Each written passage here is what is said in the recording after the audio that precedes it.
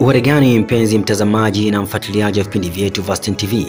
Bado tunaendelea kukujuza habari zinazojiri ndani ya nchi na nje ya nchi, lakini kwa sasa tuangazie muungano wa Tanganyika na Zanzibar iliyounda Tanzania.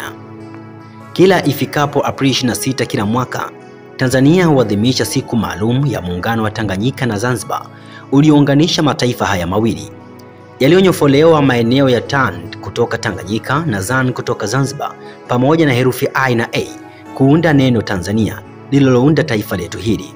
Kwa mujibu wa ofisi ya takwimu ya taifa NBS, mpaka sasa asilimia 94 ya Watanzania wa sasa ni wale ambao wamezaliwa baada ya tukio hili kubwa na la kihistoria la muungano. Kwa lugha rahisi ni kwamba Watanzania wengi wa sasa wamezaliwa baada ya tukio hili, na hivyo si wengi wanaofahamu mengi kuhusu muungano huu. Mpaka sasa ni asilimia 6 pekee ya Watanzania ndio waliokuwepo wakati wa muungano huu adhimu wa Tanganyika na Zanzibar.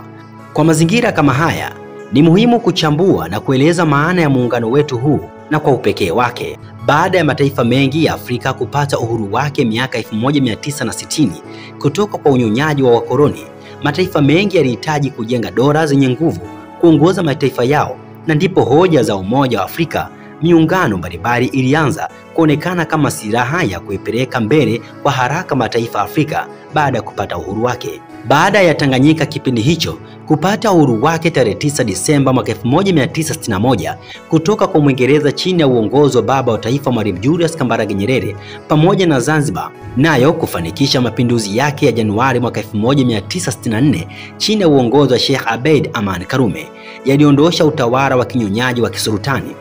Mataifa haya chini ya viongozi wake hao wawili wakuu walikubaliana kuunda dola moja ya Tanzania kutoka kwenye mataifa yao huru ya Tanganyika na Zanzibar ili kujenga taifa moja imara la Tanzania.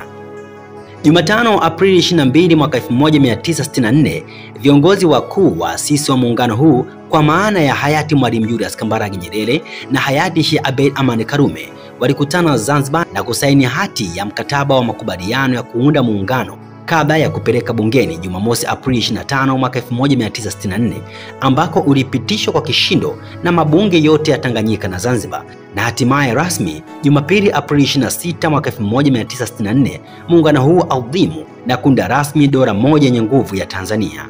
Sasa ni takriban miaka 61 toka kuzaliwa kwa muungano huu adhimu unaozidi kuimarika siku hadi siku, huku ukiwa umeshaleta mapinduzi makubwa ya kiuchumi, maendeleo na kijamii kwa pande zote mbili, huku changamoto na kero mbalimbali zilizopo na zinazojitokeza zikiendelea kutatuliwa kila mara, na hivyo kufanya muungano huu uendelee kuishi, kuwa imara na kuwa mfano wa kuigwa kote duniani.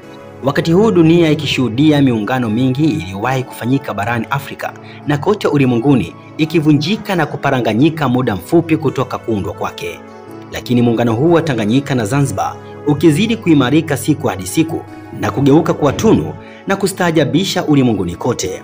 Ili kuendelea kupata habari zetu, endelea kutufuatilia kupitia mitandao yetu mbalimbali ya kijamii Stein TV_TZ.